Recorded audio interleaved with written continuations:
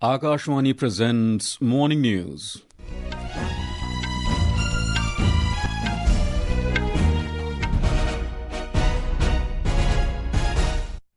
Good morning, I am Nishit Kumar. The headlines. Prime Minister Narendra Modi says India's achievements and successes have sparked a new wave of hope across the globe. Prime Minister to be on a 2-day visit to Gujarat and Union Territory of Dadra and Nagar Haveli and Daman and Diu.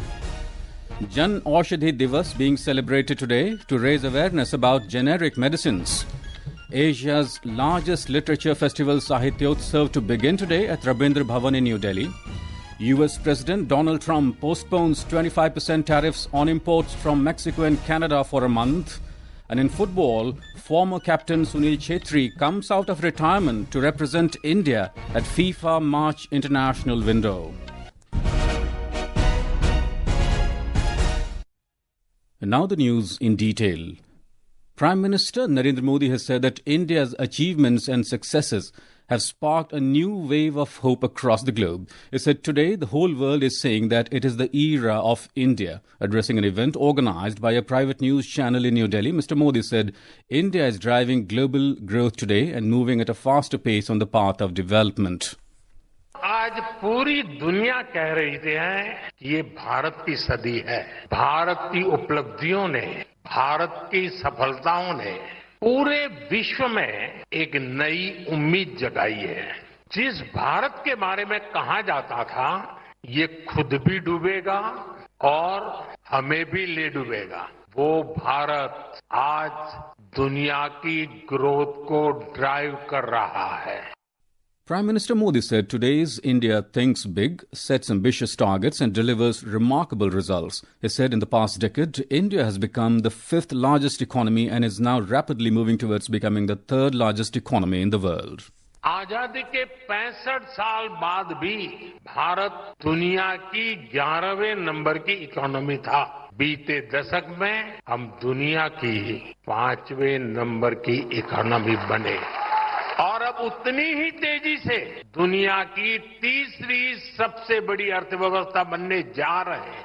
Mr. Modi further highlighted that in the past 10 years, India has become the world's 2nd largest steel producer, the 2nd largest mobile phone manufacturer, and the 3rd largest startup ecosystem. He said India is among the top 5 countries in solar energy capacity.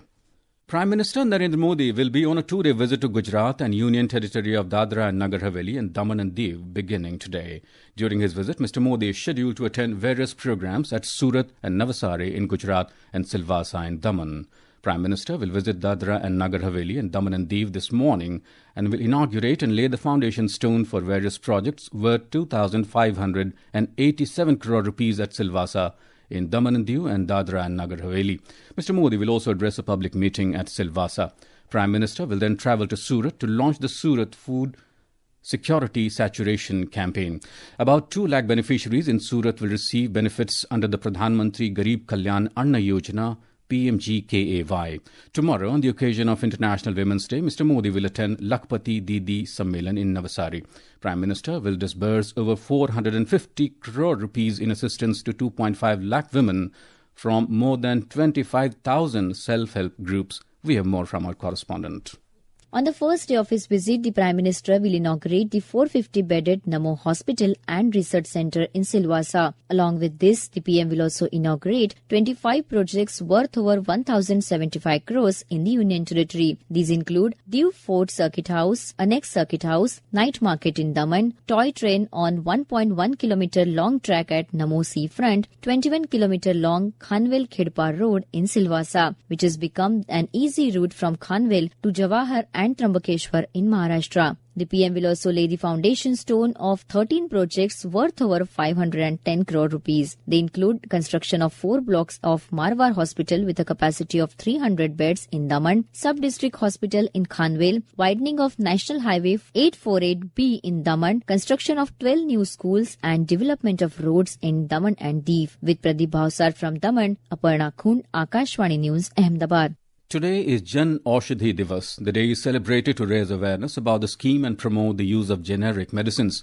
With an objective of making quality generic medicines available at affordable prices to all, Pradhan Mantri Bharatiya Jan Aushadhi Pariyojana (PMBJP) aims to make quality generic medicines available at affordable prices. Our correspondent reports that the Chemical and Fertilizers Ministry organized week-long activities across the country to support this initiative. Pradhan Mantri Bharatiya Jan Aushadhi Pariyojana was launched in November 2008 to provide quality medicines at affordable rates to the public through dedicated outlets called Pradhan Mantri Bharatiya Jan Aushadhi Kendras. The scheme provides medicines at 50 to 80% less rates than the market. It also provides medicines procured only from the certified manufacturers for ensuring the quality of the products. One of the major initiatives launched includes the Suvidha sanitary napkins at 1 rupee per pad only. Over 15,000 Jan Aushadhi Kendras are now operational across all districts of the country, and the scheme has created a promising avenue for self-employment, offering a sustainable and regular earning. With Dipendra, Bhanu Pratap Singh, Akashvani News, Delhi. Union Minister of State for Home Affairs Nityanand Rai interacted with around 200 tribal youth under the Tribal Youth Exchange Program TYEP in New Delhi yesterday. These youth belonging to the tribal districts of Chhattisgarh and Odisha are currently on a tour to the national capital. Interacting with these tribal youth, the Union Minister said that a lot of development work has taken place in the left-wing extremism-affected districts of the country. He mentioned that the networks of roads and railways have been developed and new schools have been opened in these districts. Mr. Rai said that tribal communities have contributed a lot to the country's struggle for freedom and preserving its culture. He appealed to the youth to contribute to making India a developed nation by 2047. हम 10 वर्षों में बहुत परिवर्तन देखे, बहुत कुछ किया गया है। सड़कें भी गई है, टेलीफोन गया है, नेटवर्क गया है, टेलीविजन का नेटवर्क गया है, बहुत सारे स्कूल भी खुल रहे हैं, वहाँ यातायात की बहुत जगहों पर ट्रेन भी गई है, बहुत जगहों पर बस भी जाने लगी है। The budget session of Jammu and Kashmir Legislative Assembly is underway in Jammu. Chief Minister Omar Abdullah, who also holds the finance portfolio, will present the budget in the Assembly today. We have more from our correspondent. This will be the first time in 7 years that the budget of the Union Territory of Jammu and Kashmir will be presented in the Legislative Assembly. The budget session, which commenced on March 3 with the LG's address to the House, had discussions on the LG's address on March 4, 5 and 6, which concluded with the Chief Minister's reply yesterday. There will be a general discussion on the budget on March 8, 10 and 11. The Finance Minister, who is also the Chief Minister, will conclude the general discussion on the budget on March 11 with his reply. The budget session will culminate on April 11. This is N. Gulshan Raina for Akashvani News from Jammu. This is Akashvani giving you the news. For quick news updates around the clock, follow us on our X handle at AIR News Alerts. And for details of these stories and more, log on to our website, newsonair.gov.in, and download the News on AIR app. Sahitya Academy will organize its annual Festival of Letters, Sahityaotsav, Asia's largest literature festival, from today till the 12th of March. This 6-day event will be inaugurated today by the Union Minister for Culture, Gajendra Singh Shekhawat, at Rabindra Bhavan in New Delhi. We have more from our correspondent. Over 700 writers from different parts of the country representing more than 50 languages will participate in the festival. In the festival, prestigious Sahitya Academy Awards will be presented in 23 languages. The theme of this festival is Indian literary traditions. Throughout the festival, there will be presentations, readings and discussions by eminent authors, poets, translators, publishers and critics on a wide range of subjects. The Festival of Letters is open and free for all literary lovers and those who wish to experience the flavor of India's longest running literature festival. Akshit Vaidyan, Akashvani News, Delhi. Mysuru Akashvani radio station is celebrating its 90th anniversary today. It was in 1935 that Mysuru, which was a princely state then, got its first radio station. Since then, the radio station has provided airspace to some of the prominent literary personalities and reputed musicians. To mark the 90th anniversary, a day-long celebration is organized today. The Director General of Akashvani and News Services Division, Dr. Pragya Paliwal Gaur, will inaugurate the Nudi Nada Sangama, a cultural extravaganza, today in Mysuru radio station. Sutturu Sri Kshetra Matta Pontiff Jagadguru Sri Shivaratri Dikshikendra Mahaswamiji, the scion of Mysuru royal family, Pramoda Devi Wadiyar and senior scholar Dr. T.V. Venkatachala Shastri will grace the occasion. Cycle rally, cultural programs from college students, performances by folk troops, classical and light music recital, fusion music will be organized as part of the joyous occasion. US President Donald Trump has postponed 25% tariffs on many imports from Mexico and some imports from Canada for a month. Trump said he's putting on hold sweeping tariffs that he recently imposed on Mexican imports until April 2nd after a conversation with his Mexican counterpart, Claudia Sheinbaum. He cited their positive relationship as the reason behind his move. US President said that for now, fresh tariffs will not apply to trade that comes under North American trade partnership between the United States, Mexico and Canada. Sheinbaum hailed Trump's decision after a phone call between the two leaders. Trump has insisted that the tariffs could be resolved by fixing the trade deficit.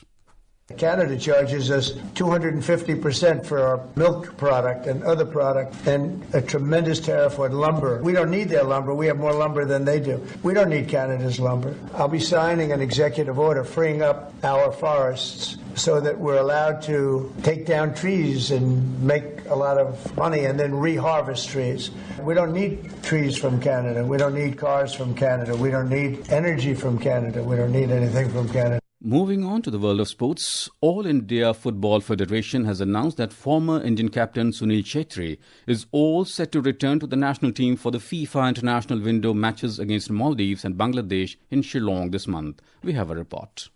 Indian football legend Sunil Chhetri had earlier announced retirement from international football, having played his last game against Kuwait in June last year. However, Chhetri's return comes at a pivotal moment ahead of the AFC Asian Cup Saudi Arabia 2027 qualifiers third round. Next update is also from football, where in the Indian Super League ISL football, Punjab FC outclassed Hyderabad FC by 3-1 at the GMC Balayogi Athletic Stadium in Hyderabad last night. Punjab's Shami Singha Mayum became the youngest goal scorer in the history of ISL. Today, Kerala Blasters FC will host Mumbai City FC at the Jawaharlal Nehru Stadium in Kochi. Next we have from Women's Premier League WPL Cricket, where Mumbai Indians defeated UP Warriors by 6 wickets in Lucknow last night. Hayley Matthews was adjudged player of the match. Today Gujarat Giants will lock horns with Delhi Capitals in Lucknow at 7:30 p.m. Chirag Jha, Akashvani News, Delhi. The India Meteorological Department has forecast thunderstorms accompanied with lightning at isolated places over Arunachal Pradesh, Assam and Meghalaya, Nagaland, Manipur, Mizoram and Sikkim. According to IMD, a gradual rise in maximum temperatures by 3 to 5 degrees Celsius is expected over northwest, central India and Gujarat state during the next 3 to 4 days. IMD predicted hot and humid weather conditions at isolated places over Konkan and Goa, Kerala and Mahe, coastal Karnataka, coastal Andhra Pradesh and Yanam. And now for a look at today's newspapers, it's over to Renu Kataria. Thank you, Nishit. News of External Affairs Minister S. Jaishankar saying at an event in London that Kashmir will be resolved if Pakistan returns stolen part is widely covered by all the leading dailies. Prime Minister Modi pitches for year-round tourism in Uttarakhand, says the headline in the Asian Age. Government closely watching ongoing trade negotiations with USA, says Finance Minister Sitharaman, is the top story in The Statesman. Supreme Court advocates for denial of bail in corruption matters, says The Times of India. Agri-goods key focus of early India-US tariff talks is the headline in Hindustan Times. Public sector banks eye fintech tie-ups for MSME loans, says a report in the Economic Times. And finally, Delhi set to start 2,500 rupees per month Women Aid plan tomorrow, according to the Asian Age. And with that, it's back to you, Nishit. Thank you, Renu. And now, before we end the bulletin, the headlines once again. Prime Minister Narendra Modi says India's achievements and successes have sparked a new wave of hope across the globe. Prime Minister to be on a 2-day visit to Gujarat and Union Territory of Dadra and Nagar Haveli and Daman and Div. Jan Aushadhi Diwas being celebrated today to raise awareness about generic medicines. Asia's largest literature festival Sahityaotsav to begin today at Rabindra Bhavan in New Delhi. US President Donald Trump postpones 25% tariffs on imports from Mexico and Canada for a month. And in football, former captain Sunil Chhetri comes out of retirement to represent India at the FIFA March international window. For details of this stories and more, log on to our website, newsonair.gov.in and News on AIR app. And with that, we end the morning news. Have a nice day.